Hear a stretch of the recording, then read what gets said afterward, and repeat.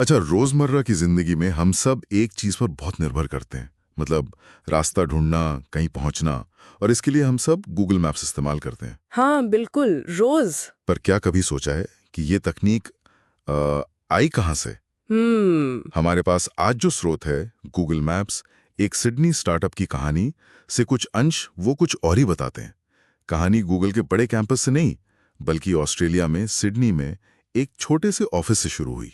हाँ, ये वाकई में सुनने में थोड़ा अजीब लगता है ना, बिल्कुल। कि इतनी जानी मानी चीज, रोज इस्तेमाल होने वाली, और शुरुआत इतने गुमनाम जगह पर। अक्सर बड़ी चीजों की जड़ें ऐसे ही छुपी हुई होती हैं, देखा जाए तो। सही कहा।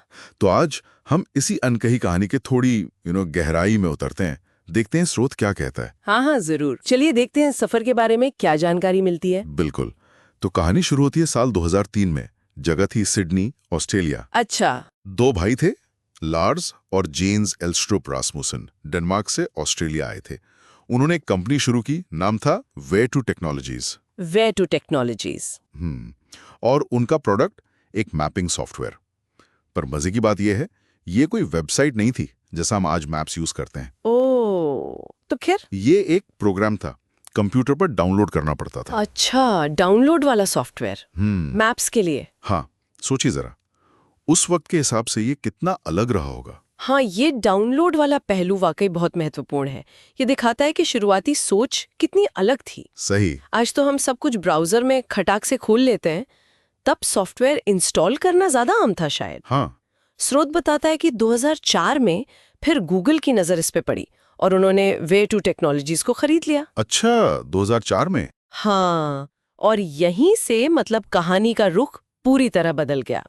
गूगल ने ये डाउनलोड वाला सॉफ्टवेयर लिया और फिर उसे वेब आधारित बनाने का बड़ा काम शुरू किया, ताकि कोई भी कहीं से भी आसानी से इस्तेमाल कर सके।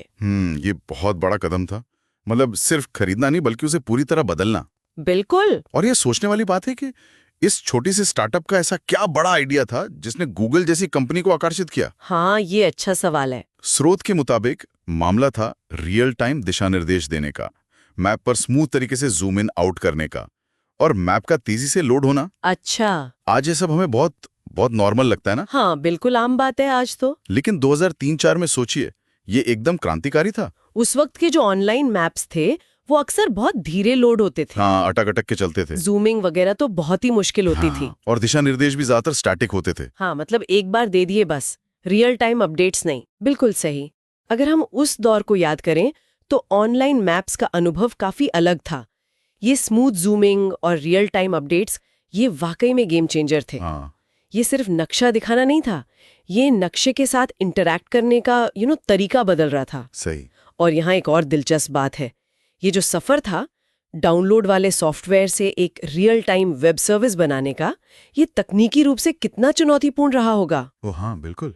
डेटा को संभालना, उसे दुनिया भर के यूजर्स तक तेजी से पहुंचाना। हाँ, वो भी रियल टाइम में।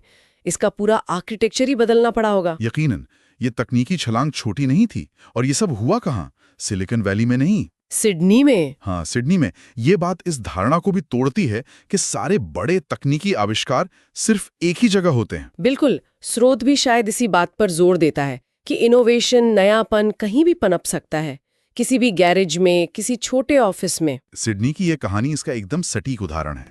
सही मौके और सही संसाधनों के साथ वो ग्लोबल बन सकता है।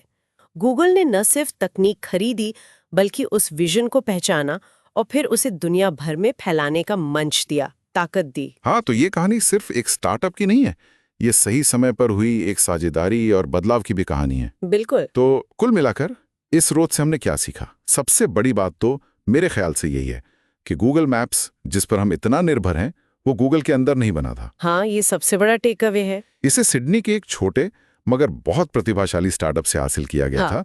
उनके पास उस जमाने के हिसाब से आगे की सोच थी, तकनीक थी, जिसे गूगल ने पहचाना और फिर उसे वैश्विक स्तर पर पहुंचाया। ये इनोवेशन और अधिग्रहण का एक क्लासिक केस स्टडी जैसा है। बिल्कुल। और ये हमें सोचने पर मजबूर करता है हाँ, कि ऐसी और कितनी तकनीकें होंगी जिनका हम रोज इस्तेमाल करते हैं, और उनकी शुरुआत भी ऐसी ही किसी अप्रत्याशित छिपी हुई कहानी से हुई हो। ये वाकई सोचने वाली बात है। ये याद दिलाता है कि नवाचार अक्सर तयशुदा रास्तों से हटकर आता है, उन जगहों से, उन लोगों से जिनके बारे में शायद हम सोचते भी नहीं। सही कहा। अगली बार जब हम कोई ऐप या टूल इस्तेमाल करें तो शायद ये सोचना दिलचस्प होगा कि भाई इसकी असली कहानी क्या है, कहाँ से शुरू हुई ये चीज़।